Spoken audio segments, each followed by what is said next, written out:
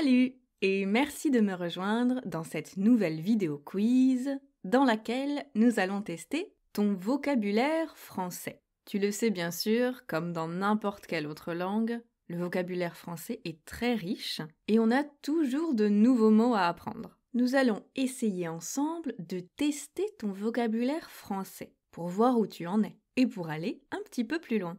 Alors pas de panique et surtout pas de stress. N'oublie pas que c'est un jeu, que le but est de te tester, mais aussi et surtout d'apprendre. Tu vas voir, c'est très simple. Je vais te proposer 5 questions avec différentes réponses possibles. Tu auras un petit peu de temps pour répondre et ensuite je t'expliquerai la bonne réponse. N'oublie pas qu'à la fin de la vidéo, tu peux télécharger une fiche PDF qui reprend toutes les questions qu'on va voir ensemble aujourd'hui et en plus de ça, 5 questions bonus pour aller un petit peu plus loin. Mais commençons par le quiz. On y va ? C'est parti. Première question. En français, on dit qu'une personne qui a les cheveux orangés est gingembre, ocre, rousse ou rouge ?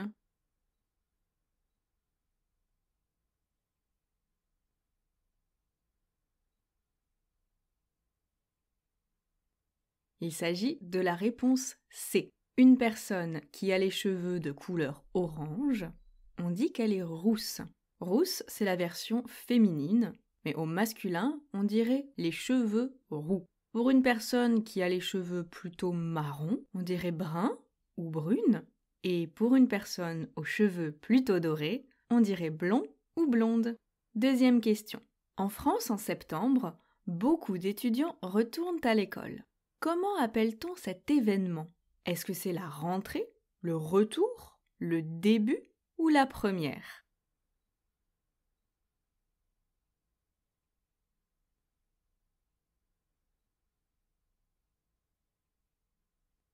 Il s'agit de la réponse A, la rentrée. On peut également parler de rentrée scolaire. C'est un terme qu'on utilise généralement pour tout le système éducatif. La maternelle, quand on est petit, la primaire, un peu plus grand, collège, lycée, université. On l'utilise parfois même dans la vie professionnelle, après les études. Troisième question, quel verbe désigne le fait de diriger une voiture ? Est-ce que c'est piloter, monter, rouler ou conduire ?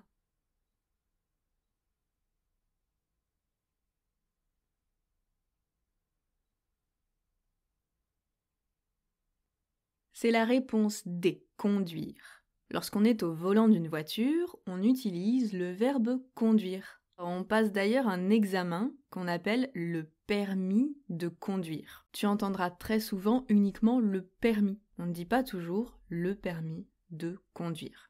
Le verbe rouler peut s'appliquer aux voitures. On peut dire par exemple « la voiture roule vite ». Mais ça ne désigne pas le fait d'être responsable du véhicule. C'est la voiture qui fait l'action, pas nous.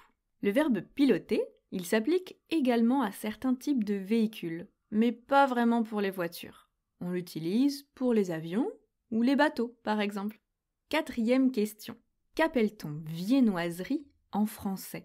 Est-ce que c'est un produit de boulangerie, une boisson alcoolisée sucrée, une chanson traditionnelle de Noël ou un assortiment de bijoux ?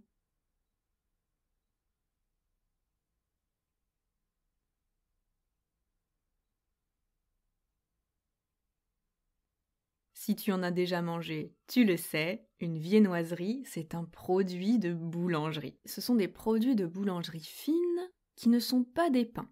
Mais il ne s'agit pas de pâtisserie non plus. On ne considère par exemple pas les gâteaux comme des viennoiseries. Pour les viennoiseries, il y a un processus de préparation bien précis. Il s'agit par exemple de produits comme les croissants, les chocolatines, les pains au chocolat, les pains au raisin, les brioches. Il y en a vraiment beaucoup et il s'agit d'aliments qui sont très appréciés et qu'on consomme souvent au petit déjeuner le week-end, par exemple, en France. Et enfin, cinquième et dernière question, le mot « naze » est une façon familière de dire « vraiment bien »,« super »,« très fatigant »,« pas bien »,« nul » ou « très reposant ».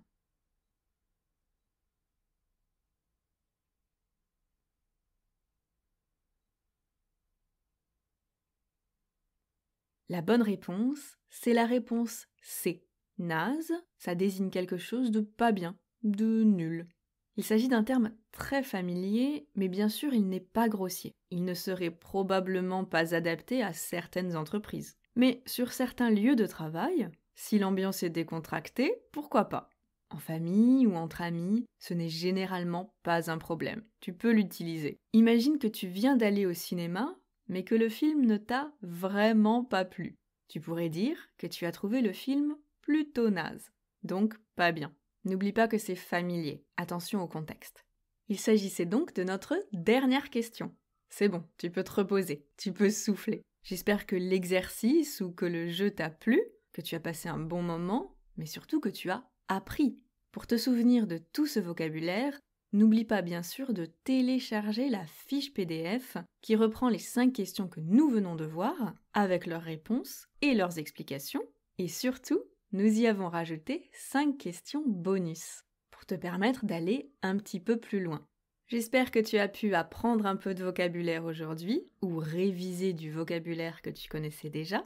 Comme d'habitude, je te remercie pour ton écoute. Bon courage pour la suite de ta pratique, et je te dis à très bientôt. Salut!